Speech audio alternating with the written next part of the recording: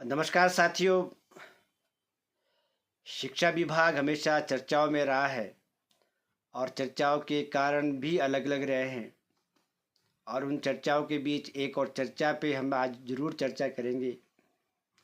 चर्चा का विषय है टेट पर सुप्रीम आदेश। और ये ऐसे आदेश है जब जिसकी वजह से देश के 50 लाख से ज़्यादा शिक्षक बंधु और भगिनी और हिमाचल प्रदेश के 30,000 ज़्यादा शिक्षक साथी हमारे सफ़र करने वाले हैं।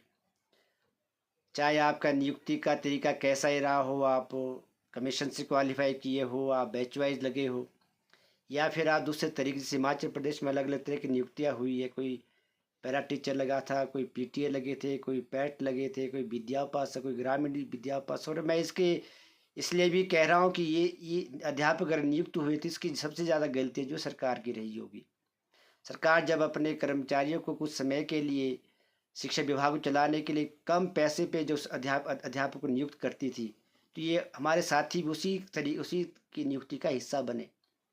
सरकार जब रेगुलर नियुक्ति नहीं करती तो इस प्रकार की पॉलिसीज बनाती है जिसका सफ़र जो है बाद में शिक्षक साथियों को भुगतना पड़ता है।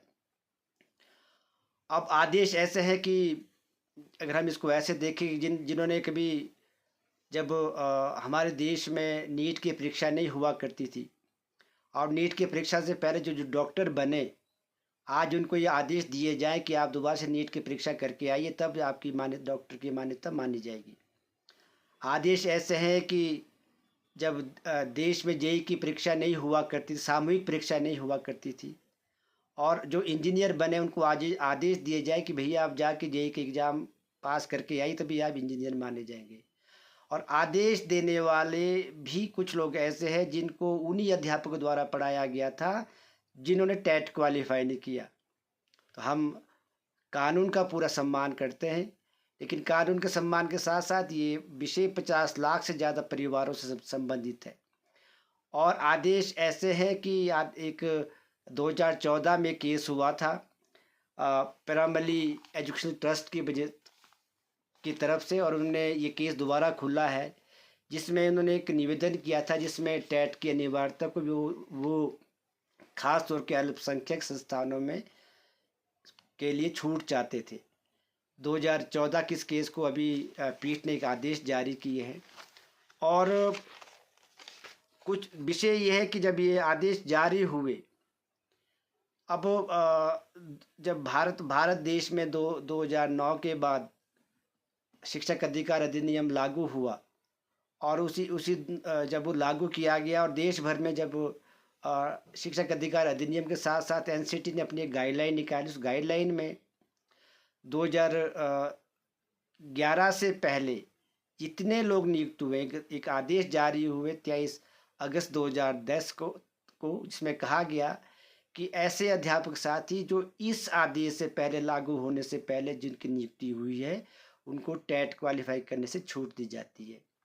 और उन्होंने आगे के लिए आदेश जारी किए कि जो लोग अभी इसके बाद नियुक्त होंगे, सरकार के अध्यापक कमी के साथ साथ अगर वो नियुक्त किए जाते हैं, अध्यापक राज्य की व्यवस्था के अनुसार नियुक्त किए जाते हैं, तो उनको एक लिमिटेड समय यानी 5 साल के बाद टेट क्वालिफाई करना पड़ेगा। ये उनका आदेश में था।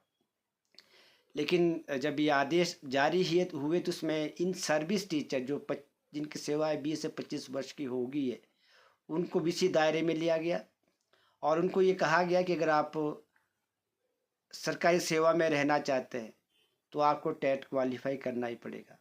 अगर आप टेट क्वालिफाई नहीं करते हैं तो आपको सरकारी सेवा से आपको निकाल दिया जाएगा।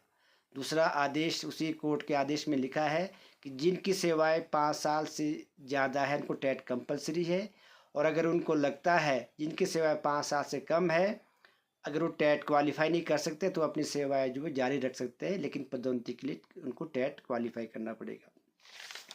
अब ये विषय इसीलिए चिंताजनक है कि आदेश ऐसे टाइम आए हैं जब अध्यापक इससे डरा हुआ है, डर का माहौल है, चिंता का माहौल है।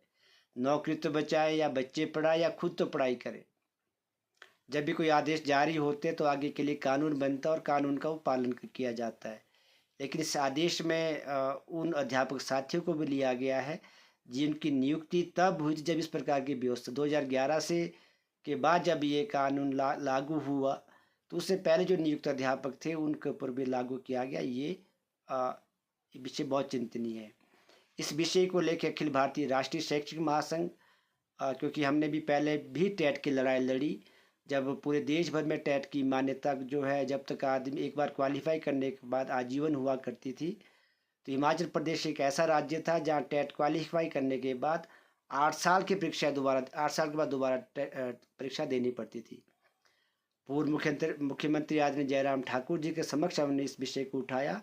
अखिल भारतीय राष्ट्रीय शैक्षिक महासंघ ने विषय उठाया और हमने उनसे आग्रह किया कि जब देश भर में ऐसी व्यवस्था है, जब कोई डॉक्टर एक बार जो है डॉक्टर बन जाता है, इंजीनियर एक बार इंजीनियर बन जाता है, कॉलेज का प्रोफेसर लगने के लिए यूजीसी क्वालिफाई या नेट टेस्ट क्वालिफाई एक बार ही करना पड़ता है, तो टेट को बार बार क्वालिफाई करने के लिए क्यों बाध्य किया जाता है। हम धन्यवाद दिए पूर्व मुख्यमंत्री आदरणीय जयराम ठाकुर जी का, जिन्होंने हमारी आवाज़, हमारी मांग और जनता की आवाज़ को उस टाइम सुना और इसको एक बार टेट क्वालिफाई करने के बाद इसको एक बार आजीवन के लिए लागू करने के आदेश जारी किए। आज संकट नौकरी का भी है कि जो अध्यापक साथी क्वालिफाई करने के बाद, सेवाएं देने के बाद, और हैरानी की बात है 25 से 26 साल की सेवाएं देने के बाद भी आज उसको अपने टेट की चिंता है, अपनी नौकरी की चिंता है। तो इसी संदर्भ को देखते हुए अखिल भारतीय राष्ट्रीय शैक्षिक महासंघ 15 सितंबर को पूरे देश भर में जिलाधीशों के माध्यम से एक मांग पत्र और एक आग्रह पत्र और एक विरोध पत्र के रूप में एक हम अपना मांग पत्र सौंपेंगे और उस मांग पत्र में माननीय देश के प्रधानमंत्री आदरणीय नरेंद्र मोदी जी को आग्रह किया जाएगा कि आप इसको देखिए, जिससे 50 लाख से ज़्यादा जो देश भर का शिक्षक बंधु है वो प्रभावित होने वाला है। इस प्रकार की व्यवस्था ना की जाए। और 2011 के बाद आदेश जारी होने के बाद जितने लोग नियुक्त हुए उसके लिए कंपलसरी पहले भी है।